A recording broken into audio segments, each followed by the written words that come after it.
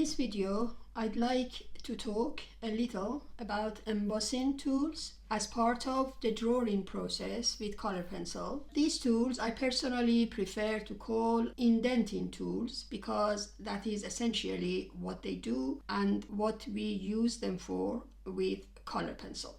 The tools I personally use for creating indentations when I'm drawing with color pencil include both metal stylus tools and wooden shaping tools commonly sold for crafts such as clay work, ceramic, sculpting, pottery, and nail art, where they are used to shape surfaces and create patterns or texture. However, in color pencil drawing, we use them a little differently. So instead of adding marks, we use them to create indentation in the paper before applying pencil. Those indented lines resist the pigment to go into the layers later and create fine lines that otherwise would be difficult to create with only color pencil. This is similar to what a masking liquid would do for watercolor work. So this is essentially the basics and the principle of indenting method. So the metal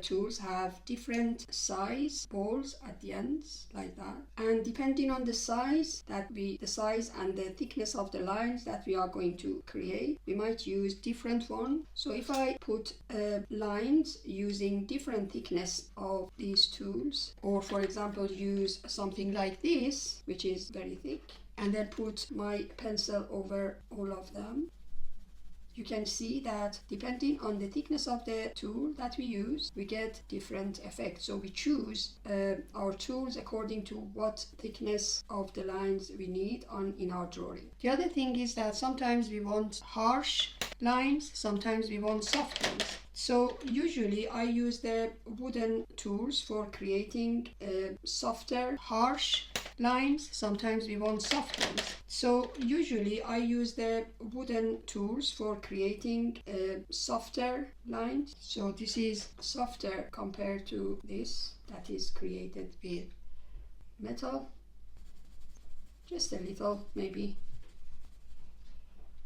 And if I want even softer effect, I might even use my color pencil, for example white color pencil, to create indentation in the paper. This is very good for creating soft fare.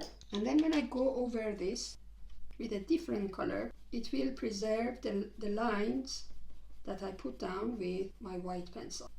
So these are not as harsh as the ones created with metal or wooden tool, but we still have preserved lines. So sometimes this is a better choice than a sculpting or embossing tool. You also don't need very expensive specialist tools like what I showed you. So for example, this one is a nail art a tool nail artists use to push back the cuticles of the nail. I stole this from my sister's toolbox, and it's actually really good for creating whiskers and fur like that.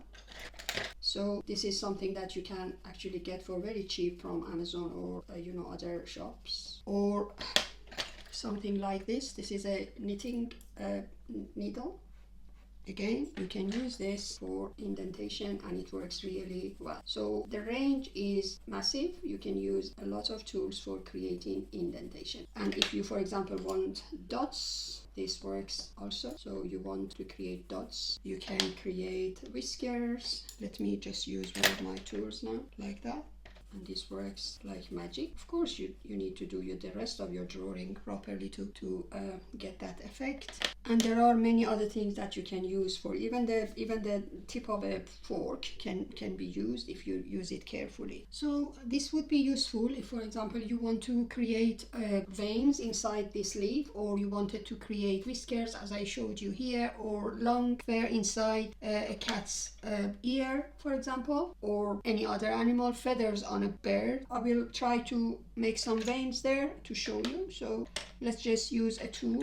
I think you get the idea. So I tend to call this drawing by indentation, the same as what we call the subtraction techniques with using slice tool or fine erasers, drawing by subtraction. So this is similar, and we choose the tool according to what we need to create. So I just drew my veins using this, I think it is called cuticle push tool, that belongs to nail artist toolbox. And then usually you just go over this with color pencil. Let me just replace that with a color pencil color like that. And then if I just go over the whole thing with color pencil, it will leave out those lines that I created by indentation, or better to say, I drew by indentation. So if you want to use different thickness, different softness in your tools, it will create different effects. Obviously you can use your darker color to make your shadows. So indentation doesn't finish the job for you, but it makes it easier and less time consuming. So you can make this side of the leaf darker because it is in the shadow, and then just shade the other side. You get the idea. I'm not going to demonstrate drawing a leaf here for you, just just to show you how it works. So here we go. This is the indentation method, the basics of it anyway. I am going to end this video with some examples of some of the artworks that I've done using this method, including animal portraits or bird portraits, things like that. You can use this for human hair, creating highlights inside somebody's eye, etc. This is indentation method, and as I said, you can use many different kind of tools, and the important thing is that the tip of that tool feels smooth enough not to damage your paper. I hope you enjoyed this video. Thank you very much for watching.